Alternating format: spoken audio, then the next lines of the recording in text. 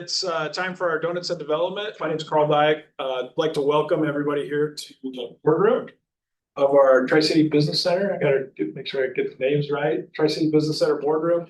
If anybody wants to sponsor it, it is up for sponsorship. Your name could be here. Be getting these attributions, so I thought I'd give that one. This morning, we're going to talk about Shoreline Reconveyance. Thanks for everybody coming in person and joining us online. We are going to potentially, for the first time, have a remote guest with us. We'll see if the technology works out this morning, but I'll go ahead and make some introductions with our panel that we have here. I'm going to start in the middle with Erin Erdman. She is the City of Kennewick City Manager. Good morning, Erin. Joe Shizzle is the Deputy City Manager from City of Richland. Good morning, Joe. Good morning. Our own David Replog is Vice President of Federal Programs. Good morning, David. Good morning. And right on time is our own, let's have him come on in. This is a fun like to make a grand entrance. Nice entrance there, huh? Good. Yeah, thank you. Adam, right on time, way to go. And I had to write Adam's title down because I want to make sure that I got it right. He is the Sustainable Development Manager for Benton County. Good morning, Adam. Good morning. They put unsustainable on my name tag last week. They're always doing stuff like that. So nice.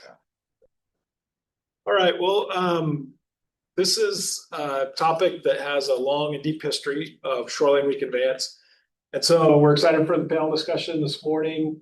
David, would you kick us off? You have been like the TRIDEC champion and leader of this effort. Could you kind of give us sort of backstory? And I know we've been practicing this because we've given it to every city council and county commissions here gathered today. So I know you've got it down. So take it away, David. At our board meeting a couple of weeks ago, when I had just a couple minutes to talk about it, and I started with back in 1855. Sort of scared, but before but as a little bit of background, before 1855, the land that we're talking about in the Columbia River Shoreline and the Tri-Cities was inhabited by Native peoples since time immemorial for many millennia.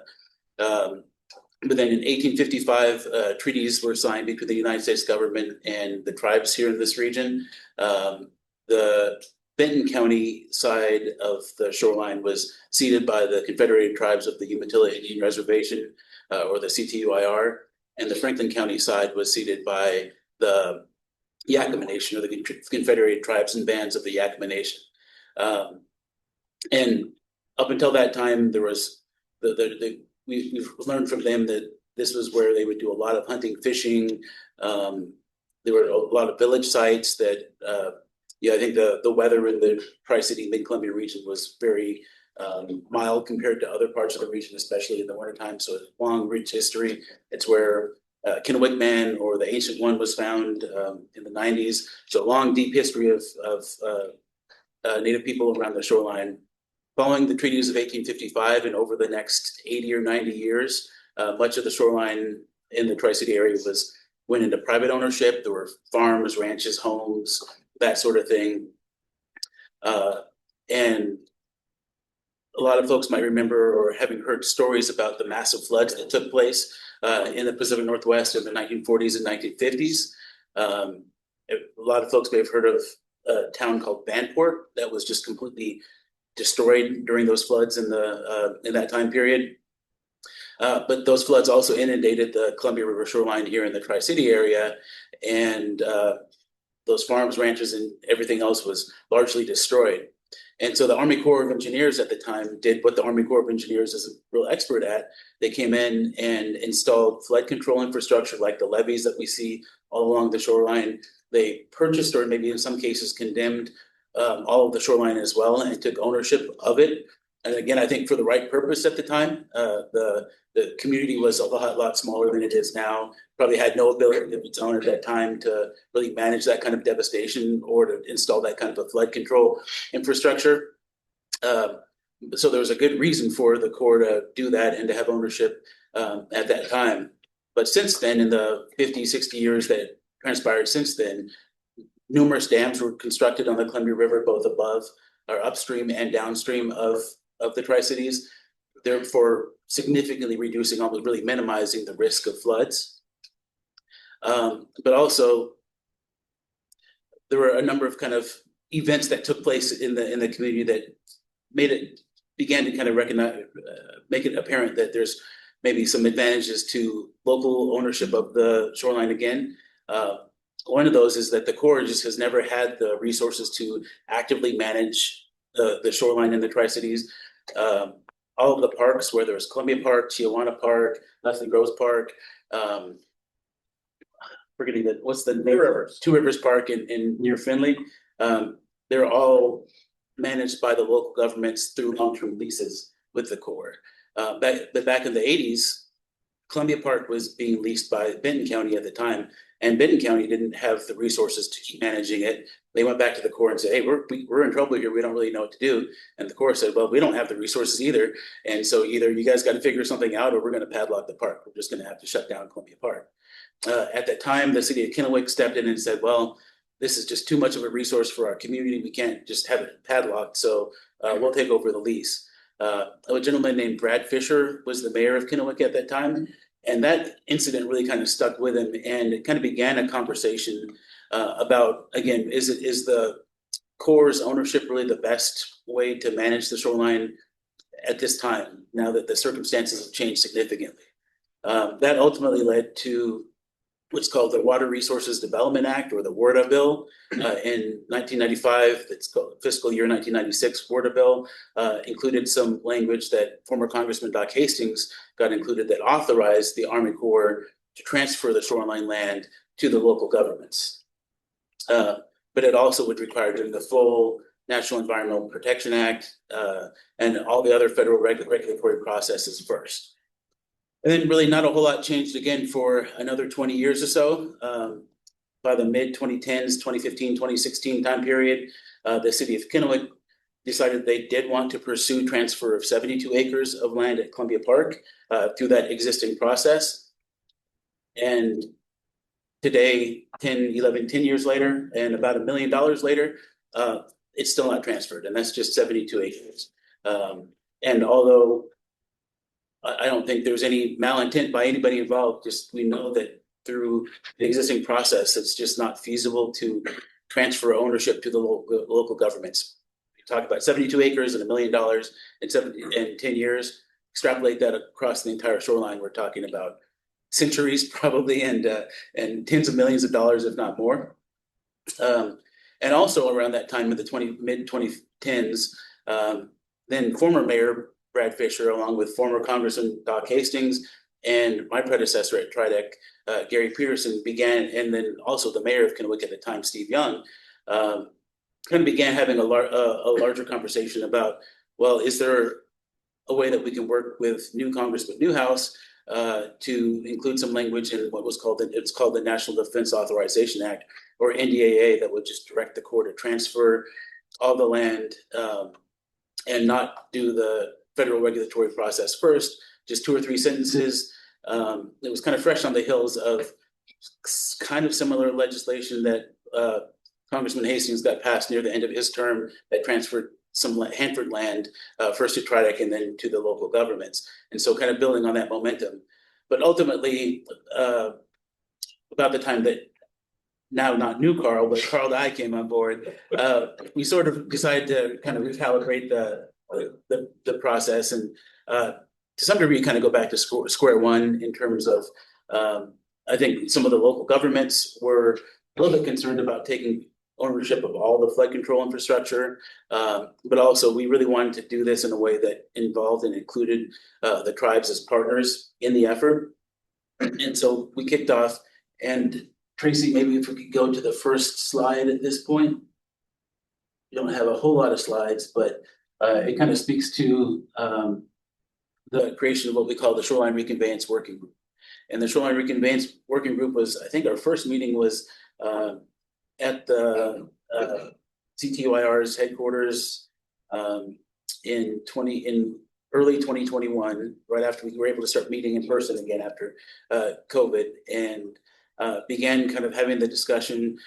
We also invited the Yakama Nation to participate. Again, the Benton County side is the CTUIR ceded territory, and the Franklin County side is the Yakamas, and then all the local governments. I should say that the local governments that we're talking about here are the 3 here at the front of the room: the city of Richland, the city of Kennewick, Benton County, Franklin County, the City of Pasco, and the Port of Pasco. And so over the course of several years, the Shoreline Reconveyance Working Group went about trying to develop a framework where everybody could be supportive of legislation that would transfer ownership of the shoreline. And from the tribe's perspective, and one of the things that I think has been a real value of this Shoreline Reconveyance Working Group, we generally met monthly, every month for the last several years, is that it's provided an opportunity to really strengthen, I think, the relationship and grow the relationship between the Tri-City area local governments and TRIDEC, along with our tribal partners in the region. I think we've had a chance to learn a lot from each other. I know I've learned a lot through that process. We've had a chance to tour fish hatcheries and Toppenish and the cultural center in Pendleton and all sorts of other things. But one of the things that we learned and understood from the tribes as we were working through the Reconveyance Working Group is that from their perspective, two things that are very, very important is right now with the core ownership, there's a very established relationship between tribes and the federal government in terms of protecting treaty rights and cultural resources. The federal government has a trust obligation to do those things. And if the land was transferred out of federal ownership, it's very important, understandably, for the tribes to ensure that those treaty rights and those cultural resources will remain protected into the future. And so ultimately, the framework that we developed in partnership with the tribes was to put together what we call a Memorandum of Agreement, or MOA, that establishes sort of a formal relationship between the tribes and the local governments as it relates to the shoreline. And also as part of that MOA, there was two other documents. One of them specific to the word, the CTUIR, is the Napúutkwit Ground Disturbing Protocols Committee, where basically if there's any intention of change in use or any ground disturbing activities, that it established some protocols for how the local governments would inform and work with and coordinate with the tribes on that, to ensure that, again, there's if there are any cultural resources that are uncovered or anything like that, that they're dealt with appropriately. And that's sort of modeled after what we call the Intertribal Advisory Board, or the ITAB, which was established for the Hanford land that was transferred. And I think we've all found that to be a really good mechanism for kind of facilitating that communication. And then the other document that's part of the MOA is a Perpetual Cultural Practices Easement. And that essentially just ties to the land that these cultural practices that are very high priorities for the tribes will still be kind of allowable uses for that portion of the land. It's a kind of big meaty document, and we again took a little bit of time to make sure that it worked for everybody and it checked all the boxes. But that's kind of where we're at. I think we're very close to finalizing those documents, and then the next step is to pursue legislation. One of the things I didn't really touch on, but part of the impetus for wanting to pursue the reconveyance or the land transfer, is that right now, if, say, the city of Kennewick wants to fix a sprinkler line that's broken at Columbia Park, you have to first inform the Corps, and that process of getting Corps approval can take many months, sometimes many thousands of dollars, just to do a very simple little fix. Again, you extrapolate that on towards all the other work that needs to be done in the shoreline. It's just it's an additional layer of bureaucracy and cost and time that nobody really benefits from. And so as we take the next step, Congressman Newhouse, our congressman, has offered to champion this legislation in Congress.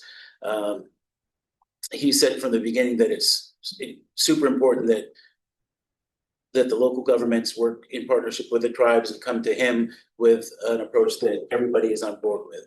And again, I'm really pleased that we are at that point.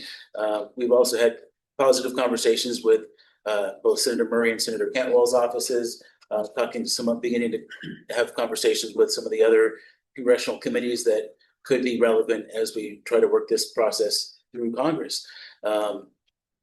And so we have, as Carl referenced, we've had a chance to provide updates to all the local governments over the last month and a half or so. And I expect that hopefully the next couple weeks, the MOA document with the other sub-documents, part of it, will be approved by the local governments. Similar processes are happening with the tribal governments as well, and then we will turn our efforts towards the legislative process, and hopefully by the end of this year, fingers crossed, the legislation will have been successful. And then maybe we'll let some of our local government partners, and if JD is on from the CTUIR, speak about kind of the local governments or the tribal government's interest in why this would benefit them too. Sounds good, David. Thank you. I don't think JD's been able to join us yet. If he does, here's kind of stuff. I think Adam, and not to talk about time or age or anything like that, but I think you've been involved in this process the longest of our panel. I was just gonna say, I'm ready to agree with some folks. I noticed my photo, and maybe it's time to finally replace it with something that's better than the last guy. I guess 2012, that photo. Probably time. Anyway, your question was? I believe that you've got the most technical in engaging in this process. Can you give us some historical perspective? I think at a meeting a while ago, I remember you kind of shared, like, maybe in the past you're a little bit skeptical, but want to give us a little perspective on what you've seen as this process, very long process, has progressed, and how you're feeling about it today. Feeling pretty good about it today. As I mentioned at our meeting we had recently, I went back to my folder, and the earliest email I have on this is literally from 10 years ago, almost to the day. So now in earnest, maybe it's 6-7 years more like that. But we've been talking about this for a long time, as David laid out. And early on, I thought, it's going to be a big lift, and we got to get the truck on board and different things. And I don't know if this is going to work. But I feel pretty good about it, and that's because we've got the coalition. It's really a big part of it. We're hoping for this year. That's still a bit ambitious, but we're going to try to get it done this year. Look, I kind of go back to sort of an old cliche about who has the responsibility has the power. And in this case, that hasn't really been the case. We've had all of the responsibility on these properties, but not much of the power. And so I think we're just trying to correct that. But there's realities on the ground for us. We have the Two Rivers Park out in Findlay area. When the county took that over, there was nothing there. This was borrow pits from building the levees. And so you go out there now, there's a beautiful park there, heavily used, that the county's been developing for about the last 60 years or so. 100% of the improvements there are what Benton County's done over the years. I don't know how to value that now in terms of dollars, but there's a lot there. It's a fully developed property, very popular. Pretty much a matured property there in our case. I think that's largely what you'd find in the parks the cities manage as well. I know there's some other things that they'd like to do. So look, I mean, the local governments are the ones that have made all of these investments, have done all the work. These are our parks. And in some locations, there might be some additional things that can be done that are outside of just straight park uses. So I think there's some opportunities there. In our case, at the county properties, that's not really the case. Like I said, Two Rivers Park is really a fully matured property. It's not a whole lot of big ambitious things that are going to happen there. And then there's another section that we're looking at some sort of discontiguous properties down in Wallow Gap that our long-term vision is for a conservation recreation area down there. Try to tie that in with some other things that we're working on. So we're pretty excited about that. But it's really, I want to, not just because I'm here, but, TriDeck has really been the anchor for this, right? The whole way through. TriDeck has guided this going back to Brad and Gary and Doc Hastings, and then now you and David taking over. So we've had a steady, just someone guiding this along. And that's really, I think, been key to it, keeping the pressure on all of us and keeping the group together. So I'm excited about it. I think we're going to get there. So it's cool. So here in City of Kennewick's got, I think, the most land, because obviously Columbia Park is a majority or maybe all of what Kennewick's skate park. Talk a little bit about the city's perspective on kind of the reasons. I think Adam and David both kind of hit on it a little bit, but like, what's the city looking to do? And then, what would the plans for the city be on those lands, assuming that we go forward? And then, what the city want to do with it? Yeah, David had Adam definitely hit on it. You know, for us, Columbia Park is a huge asset to our community, the quality of life of our citizens, and it's not very well maintained at this point. I mean, everything is aging and breaking down. We try to continue to improve that. You know, there's levels of bureaucracy that we're working through that make it very difficult, and it may make it very cost prohibitive. So our ultimate goal is just to take local control so that we have a better handle on the day-to-day maintenance and operations of that park and are able to continue to make improvements. I think it's very frustrating for our citizens. They see things that they use and they like on a daily basis. They may break down, and we have to shut those off rather than being able to go in and just refurbish them, because we have to go through that core permitting process. So, you know, it's frustrating for the citizens. They continue to feel like they're losing assets in the park. So that's a big piece of why we're really trying to move this forward and take control of that. I think the way we're doing this sets us up for very good success in the future with being partners with the tribes, taking into account that their treaty rights, their cultural practices, that we can work together as groups as we continue to think about what we want to do for improvements in the park. I think for the city of Kennewick standpoint right now, you know, we're just trying to get the reconveyance done, and we're hopeful that that will happen in this session. And then post reconveyance, we'll start into a master plan process. You know, a lot of the area is what it is. We want to continue to have access to the shorelines for the citizens and continue to, you know, restore the cultural practices of the tribe and have just reconvey or shoreline rehabilitation. But there's other parts too that I think make sense for a little bit of economic development opportunities and just providing more opportunity for people to come down and utilize the park and ensure that they stay there and enjoy the amenities. So we'll start into a master planning process to kind of look at Columbia Park as a whole, from Edison Street all the way down to the boat launch under the Blue Bridge. And then we're also looking to take on the levee portions from the Blue Bridge over through Duffy's Pond. And so that we just have some trails and parks that would be easier to maintain through there. So yeah, our biggest goal is just to be able to maintain what we have and continue to improve upon that and then master plan the park as we move forward. That's great. I think we bring it up when we talk about it, you know, as we've gone out and had these meetings with all the local jurisdictions. But I think, you know, in the past, consultants have come to the Tri-Cities and they always say, like, you know, you built your community around the river and then you turn your back on it and grow away. And I think for all of us, I think that's been a pretty common thing from our community side, is that you don't have that opportunity to do more with the shoreline today because the Corps owns it. And I think the other thing I think that struck me in this process is that, you know, the initial conversation was with the tribes was like, you know, essentially what we're asking for is these parks and trails and systems is an integral part of what each jurisdiction's paying a lot to maintain. The investment that Adam talked about, 60 years for the county, you know, Columbia Park, I think, is 30 plus years for the city, and same with the city of Richland, going back since the city was created in 1958. So huge investments, but ultimately it's about being able to enhance that and be able to get, like you say, shoreline access for everybody to have better ways to get there. But I think seems like that's the theme that we've all been working on. Joe, about City of Richland, I think those parks, like I said, I think some of them have been in place even since the federal government owned Richland, right? So just where's Richland at? What, you know, just a general overview of what you guys are potentially going to Yeah, thanks, Carl. I've been involved with this about as long as Adam has. I've got emails going back that far as well, and I wasn't sure. I didn't want to. Okay, you're an Adam resident. all right. Okay. All right.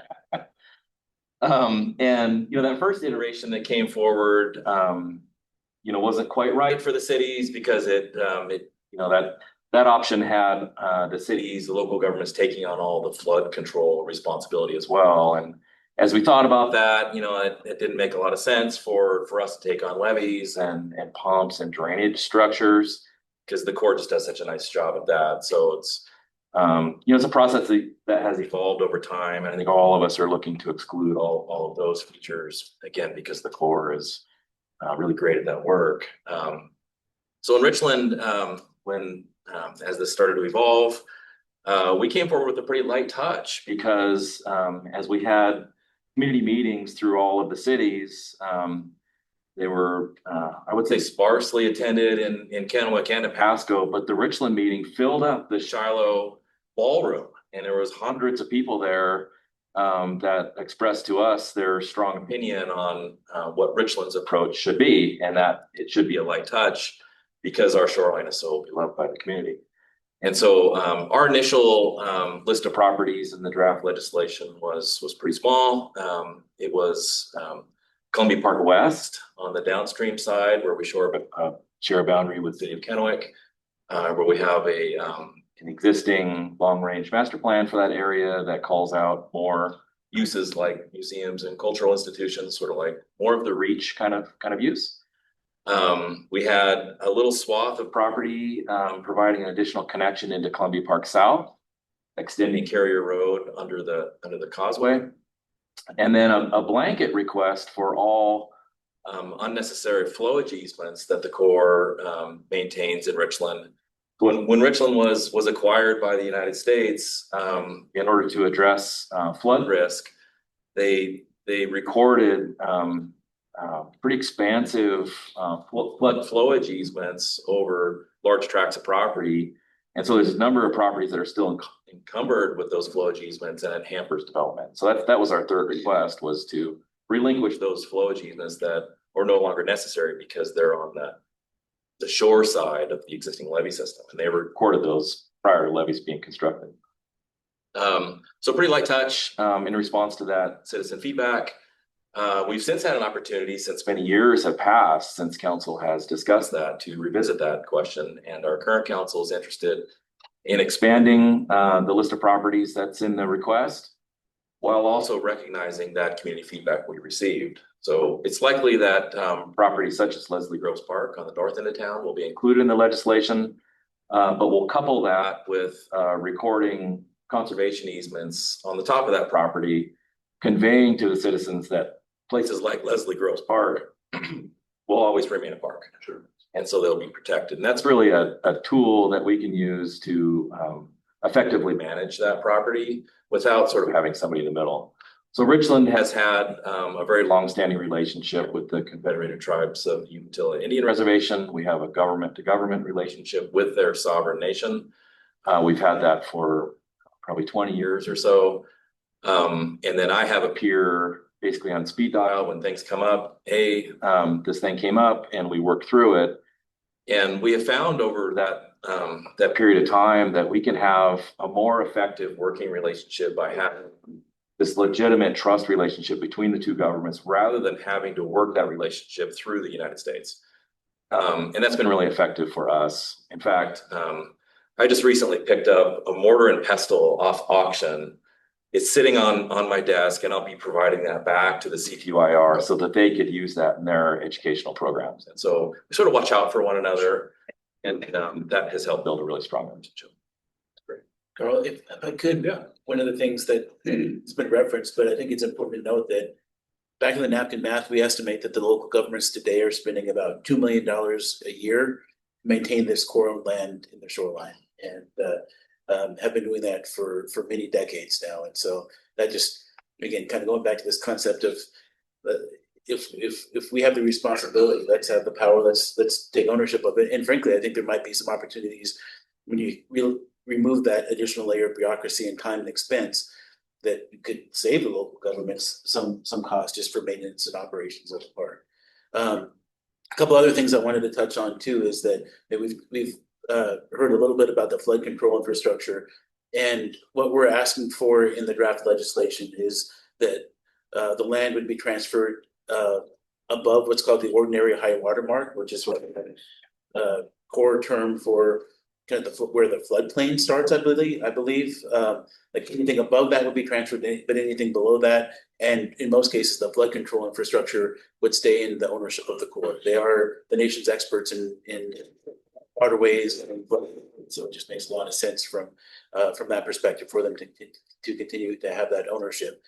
And I also thought we have some slides too that we thought it would be helpful to show, generally speaking, and these are a little bit older slides, but maps that show the lands that the local governments are going to be asking for in the legislation. So Tracy, if you could maybe bring those up, but we'll quickly kind of go through those. I would add that they're a little bit outdated now. These were created in the 2021-22 time period. And it doesn't reflect, for example, the City of Richland's interest in Leslie Groves Park. Also, we're also going to be requesting in the legislation that Bateman Island be transferred to the Yakama Nation. And then also that portions of Columbia Point South be transferred to the Confederate Tribes of the Matilla Indian Reservation. And so again, those aren't reflected here, but this gives a pretty good sense of what we're talking about. This is the kind of Pasco, Richland, and Kennewick requests. Doesn't really show all of Franklin and Benton counties, but we'll show those here in subsequent slides. But you can see K1 through K6, I believe. That's Columbia Park, essentially, K7 too.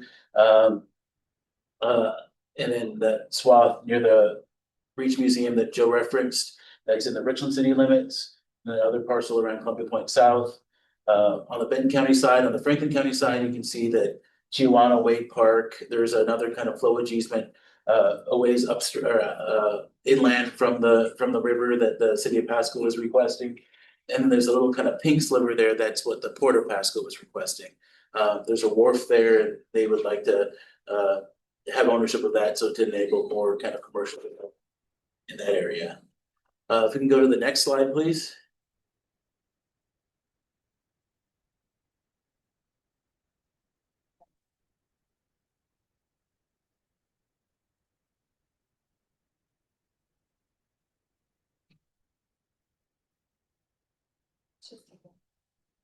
There we go.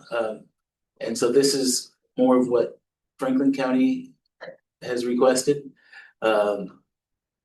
Just going north from the Pasco city limit with the county towards essentially the border with the Hanford Beach National Monument to the north. And in many cases, it's just a kind of a small sliver of land, especially once you account for the ordinary high water mark. And then I think we have one or two more slides that show, yeah, that's the kind of the going further north on the Franklin County side of the river, Franklin County's request, and the last two, I believe, are Benton County's request. And these are, again, this is kind of the bend of the Columbia River, and they're largely undeveloped properties that the county would just prefer to have in county ownership, and potentially to able to kind of tie some other land that the county already owns all together with this. I think we maybe have one more. Yeah, again, going further downstream on the river here. So again, that doesn't reflect a couple of modifications that have been made, but that gives a general perspective of the lands that we're talking about. So not necessarily all the corn land, it really is up to each jurisdiction. From TriDec's perspective, we've been trying to put together an approach that works for everybody, that everybody is supportive of and comfortable with. And so if a local government wants all or just a portion, then that's what we're pursuing. Same with the input that we've got from the tribes as well. So I think that's a good overview. So JD Tubby wasn't able to make it today so far, but I did want to just try to reflect on things that we've learned, from our tribal partners, and kind of I think really the relationship that you guys all referenced it, as well as our folks from Franklin County side would also be able to make it today. So Port of Pasco, City of Pasco, and Franklin County, but we, obviously they've been our partners. We're moving forward together. Just turned out that it was our Benton County county that made it today. But I think some things I'm just reflecting on some things that we've learned in the process. And so I think every time when we start engagement with the tribes, especially, we do a shoreline tour. And so, we'd have buses. I know we did a couple with CTUIR first, and then Yakama's had at least one together. And so we always started Two Rivers, and then we hit, go across the bridge to the Port of Pasco side, go up the Franklin County side, Pasco, and then cut back down around and end up in Kennewick. And I think David referenced the word transfer that City of Kennewick's been pursuing for years for the 72 acres. And with the Yakamas ending up at Kennewick, there's a small group of people gathered around from Yakama Nation and from various jurisdictions. And there was a question about, because where the city was in the process, they'd sent letters to, which is a federal process, they sent letters to stakeholders or don't know, Joe, what would you call those? I mean, any permitting process are sort of like everybody gets a period, stakeholders. Yeah, stakeholder period that went to Yakama Nation. They go, yeah, you know, anytime that you don't engage with us or tell us what you're working on up front, and we get 30 days to give you a comment at the end, and you ask us what we think, we're always going to be against it. And I think, like, I've told that story a lot of times because I think that's really key learning, not who's right or who's wrong or who's here first or not. It's just like it's people. I think that's a pretty general reflection of people. And I think what we've been able to learn through this process is that all of the jurisdictions will have built or maintained, to Joe's point about the city of Richland for 20 years, but now have that relationship. So, you know, that's, I think, good for everybody. When the city's working on something, when the tribe's working on something, you have that point of contact. You can start the situation and the conversation up front instead of coming back around to it. I think that's been really, I think, good, you know, knowledge and understanding. And then I think over the time that we've been here together and working on this, I think that we've been intentionally where we go and meet with them at Pasco, you know, with Utilitarians, or go up the Yakama Nations. They hosted us with, I mean, a great kind of first foods ceremony here in the boardroom, available for sponsorship if anybody is interested. In the boardroom where we had Yakama Nation and a bunch of our community leaders, you know, met with them, and they hosted a first food ceremony really, where they offered, you know, smoked salmon, and I mean, it was really good. We did the same thing up at Yakama Nation. We've done the same thing at Pasco, and I think anytime that any people that you sit down and you talk to them and you eat with them, you develop relationships. I wanted to give that, since we didn't have a chance to have it here at Tribes. I think that's one thing that we really learned, and all you guys talked about it, that's a real benefit coming out of it. But I think also, maybe David, you could talk about this. There are, even going back to the 1855, I think in the Utilitarians case, the CTUIR, there are lands that were called out in some of their, even the treaties they had with the US government, that in this transfer, that's kind of the conversation going, that they would actually get some of those lands back. You want to talk about that a little bit? Or Joe, I know you've got some insight too on the process. Yeah, the Treaty of 1855 with the CTUIR, and the CTUIR is a confederation of 3 different tribes and bands, the Walla Walla, the Cayuse, and the Umatillas. And the chief of the Walla Walla band was named Chief Pale Pale Box Box.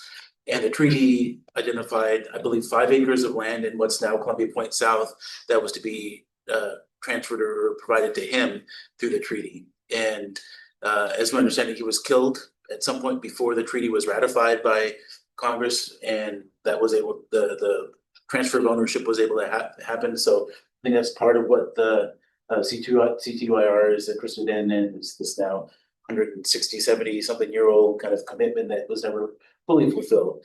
And then they were also exploring potentially including in this legislation some their original Umatilla village site down in Oregon that they've already been working with the city of Umatilla on potentially transferring, and this might be a good mechanism for that. The city down there is supportive of it as well, and so this perhaps an opportunity to do some things that would be very meaningful to the Umatillas, for the Yakama Nation, and I think for both tribes, really. Bateman Island also is a very special place for many different reasons.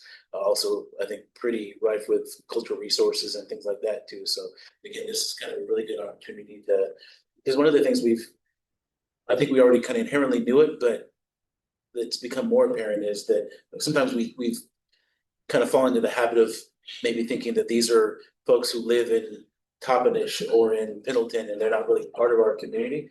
They really very much are, and we're all kind of part of the same larger community. And so one of the things that I kind of referenced earlier, but I think has been really neat about this whole process is that I think it's opened the door for a lot of other partnership opportunities. We've had some conversations with the folks that visit Tri-Cities about opportunities for powwows and things like that here. But ultimately, I think we collectively need to do a better job of understanding kind of the fact that they are part of our community, but also there's this rich heritage and history here in the Tri-Cities, going back, since time immemorial, and that's something that I think has been a really good outcome of this conversation. Even if the reconveyance doesn't end up, the legislation doesn't end up going through, and hopefully it will, but if it doesn't, then I think it still opens the door for a lot of other great opportunities for partnership between the local governments and the community here in the Tri-Cities tribes. But just talk about Bateman Island. I know the city, obviously with the taking out of the causeway, it's been very involved in that process, but let's talk about Bateman a little bit from the city's perspective and maybe the opportunity to transfer. Right, yeah. So the city used to lease Bateman Island from the Corps of Engineers. It's all owned by the Corps, and it was a recreational place. But over the years, we did learn how special that place was to the Yakama Nation.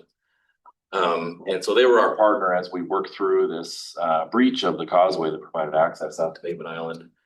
And that'll be an important place for Yakama Nation to sort of come home to. David, to your point of tribal members having a local presence, I mean, the hereditary chief, Donald Sampson, lives in Columbia Point of his people. And so you're right, they are part of our community and are important friends.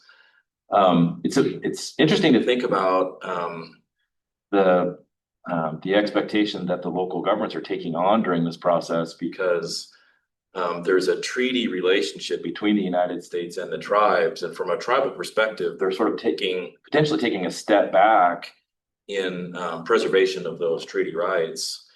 And treaty rights themselves are kind of interesting too, because that's a promise that the United States made to tribes to maintain certain access that tribes already had. The treaty doesn't provide rights to tribes. They protected an existing access to places that they already had. And so that's now a responsibility that will be transferred on to the local governments in the form of these agreements that we're negotiating, because that treaty protection is no longer in place. So it's interesting to think about the new responsibility that the local governments take on during this process. And it's an important trust relationship.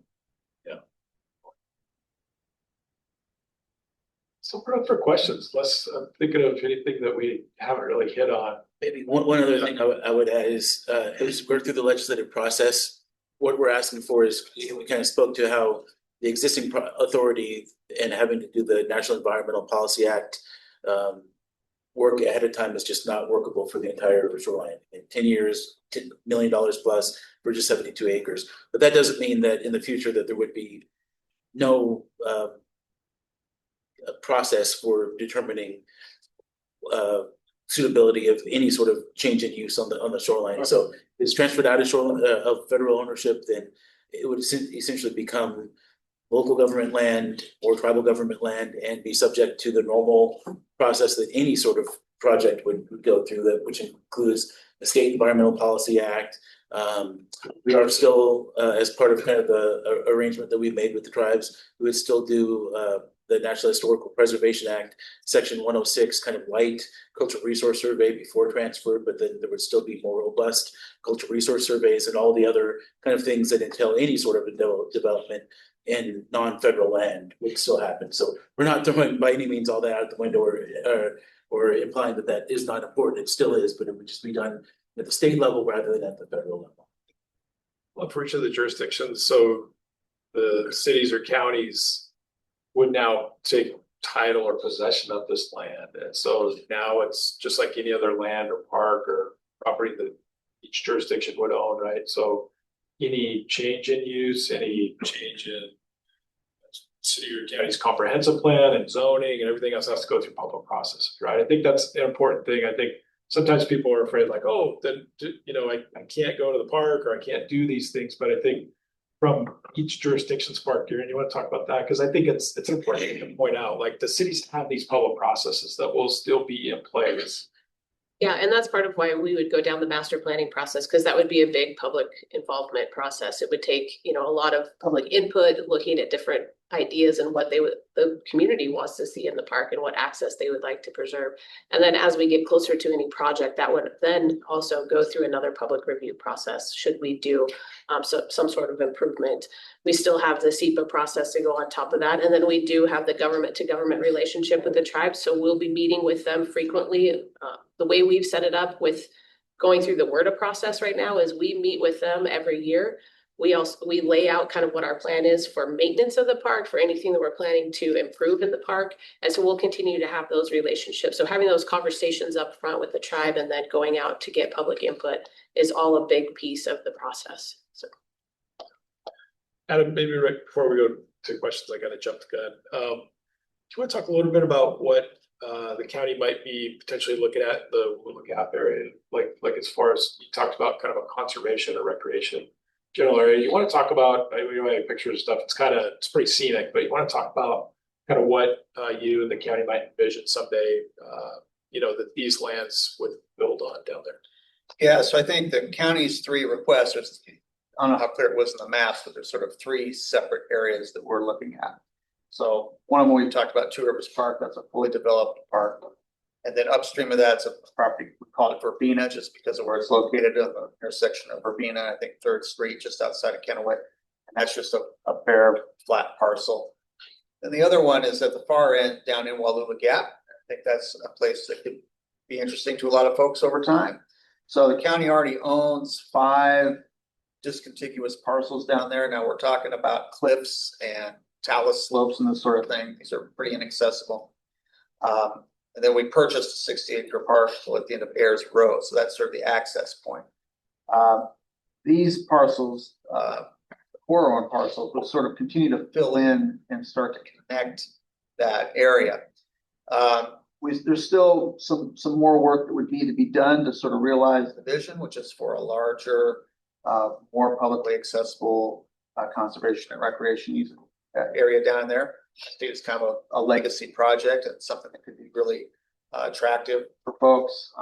If you've ever been out in that area, either on the water or in any other way, it's pretty spectacular.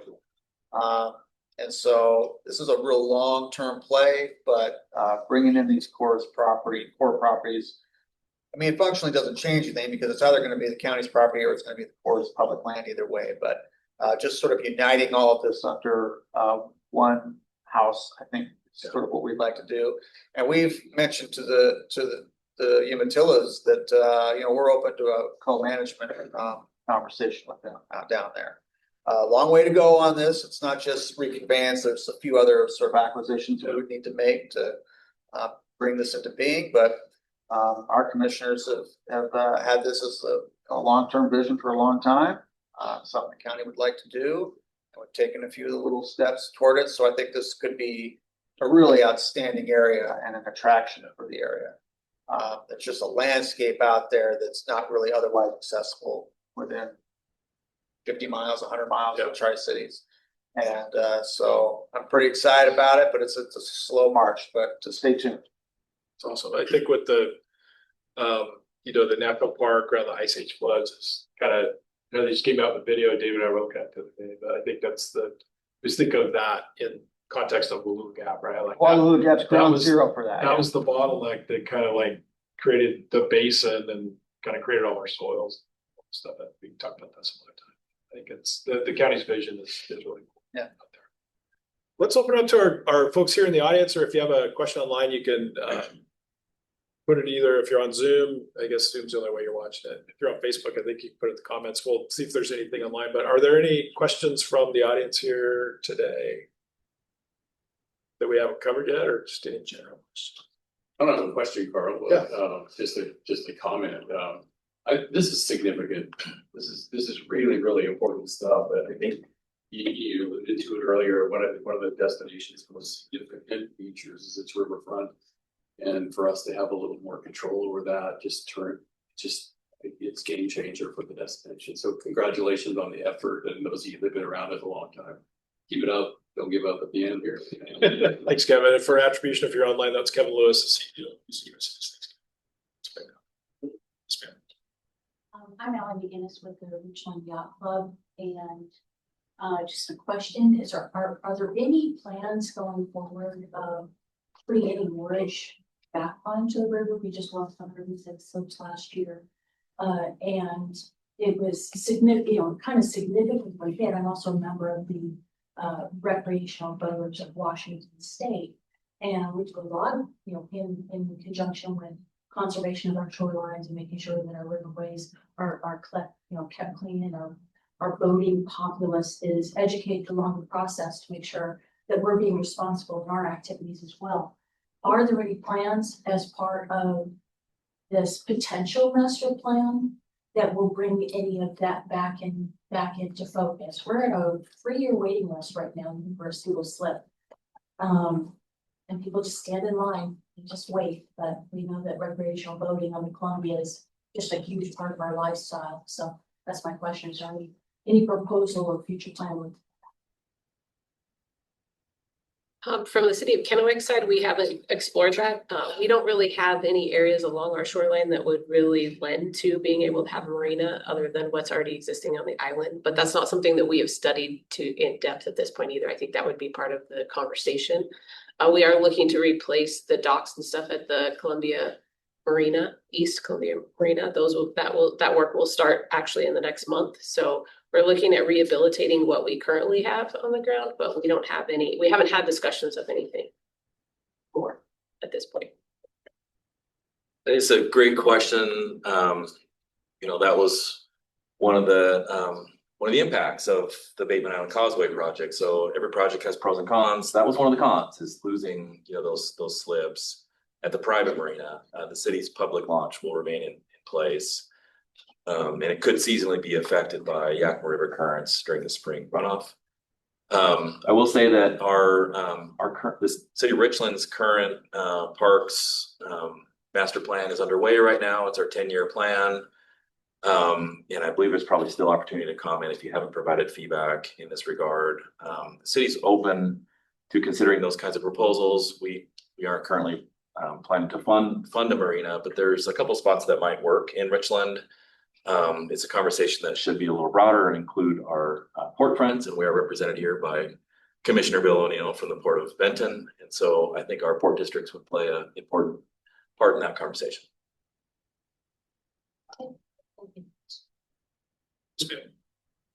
So you talked about what each of the Benton County jurisdictions is interested in doing with the shorelines. What are Pasco and Franklin County interested in doing? Can you speak to that? Do you want to take that one? Yeah, well, I think, like I mentioned, for the Port of Pasco, they're only asking for a pretty small portion along the shoreline there, the wharf area, where they're looking at doing some commercial development. I think for Franklin County and for the city of Pasco, they're looking at doing very similar to what we've already heard from Richland and Kennewick. I haven't heard any talk from them about any sort of development at this point. I think the plan would be to once it's out of federal ownership, you get the efficiencies of kind of eliminating that layer of bureaucracy. But I would suspect they would have to go through a similar sort of master planning process for their parks, and then if there was any project that was considered, then I think they would have to go through that process. But yeah, I don't recall it. We've all been part of the same conversation, so somebody correct me if I'm wrong, but I haven't heard any conversations about essentially any change in use from the current use. Joe's talked about the possibility of conservation easements in Richland. Is that something that Pasco and Franklin County have also talked about? Is there any discussion there? I haven't heard them mention that one way or the other. But yeah, they're not here to speak to that. But I think that's something they'd be that would probably be best to ask them directly about. But Will there be another meeting that's more Franklin County oriented? Not here.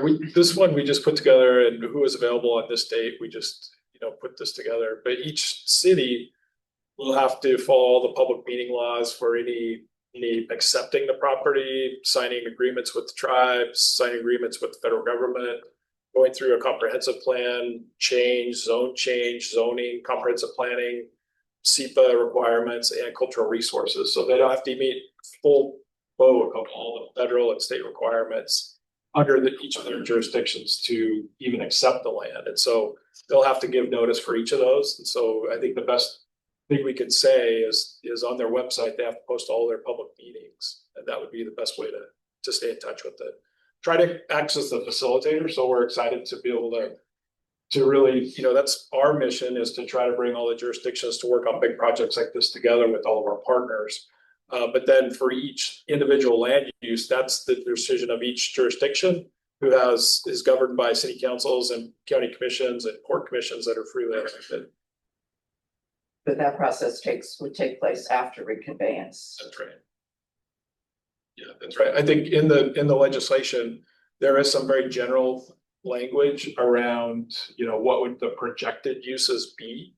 And currently that language reflects exactly what we're talking about here, that it would be the current use that it is under the federal ownership would be maintained. I think that's just general language that we include in the legislation. But not legally required, because it could be changed afterwards. Well, that's kind of where federal and state and local systems work, is that we have to go through public processes to change those laws. I think that is the legal requirement, I believe. Any other questions? Anything? I see. Oh, you sent me one? Okay. Thank you. From our own Tim Peckinpah online. What assurances are there that the land transferred to the cities and counties won't be developed with high-rise condos? Geez, I think Tim would give us a softball. Thanks, Tim. Joe, you want to kick us off on that? It's really the same question. Yeah. Yeah. Yeah. And so, I mean, I can only speak from Richland's perspective, in addition to all the public processes and laws that need to be followed. I'll say from Richland's perspective that our process will be like 10x, 100x times what it normally is, because there's a big spotlight on these properties and the public has already spoken in terms of what the expectations are. And so we will have way more than the normal amount of engagement before we make any changes on Richland properties, just because of what the public has told us in the past. Yeah. Right. So it's just sort of like addition to all those laws, it's like the social contract with the citizens. There's an expectation that the government will represent the citizens' desires, and that's the check and balance in government. We have an open microphone every 2 weeks, and that's when the city council hears from their constituents, and that's the check and the balance that works well in local government. It doesn't work as well on the federal side. Yeah. Yeah, same. I think, going through the master planning process will help kind of identify certain areas. We haven't talked about what that could potentially look like. We've talked about potentially doing some economic development towards the far west side of the park. That's about the only area that would be feasible for something like that. We've had great conversations with the Umatilla tribe and talking about doing kind of a joint project with them, something that would highlight their cultural practices, as well as provide a little bit of economic development and access to the river. But there's no plans at this point, and like Joe indicated, it would go through even more scrutiny than a regular development project, because we would have the tribes on board, the additional cultural practices process to go through. So that'll all be part of the discussion and input that we take in through the master planning process, but nothing's been decided at this point. I mean, to your point, I think even additional level, because it's publicly owned, it's not privately owned. Right. So the development process It's has to go looks a through lot that anyway, different. but then kind of an extra layer because it's publicly owned. Or that, how many condos in the Wallula Gap? Don't think that's gonna fly down there. We might have the one parcel that might be open to some more opportunities. I mentioned this thing we call Verbena. It's 22 acres, it's flat, it's technically shoreline because there isn't something else between it and the river, but what's between it and the river is a 20-foot tall levee. It's right on the edge of Kennewick's existing sort of small lot residential as it kind of bleeds into Finley's larger lot residential. I mean, you could see some potential there for residential or maybe some commercial or something long-term. That parcel is there, it's available. The Corps used to store gravel and boulders. So we've never had a plan for that. It's sort of a potential future opportunity. It could be any number of things. It's probably the one piece in this whole collection of properties that is not obviously a park area or obviously conservation or anything like that. Something could happen on that property, but that would go through all the normal processes. Yeah.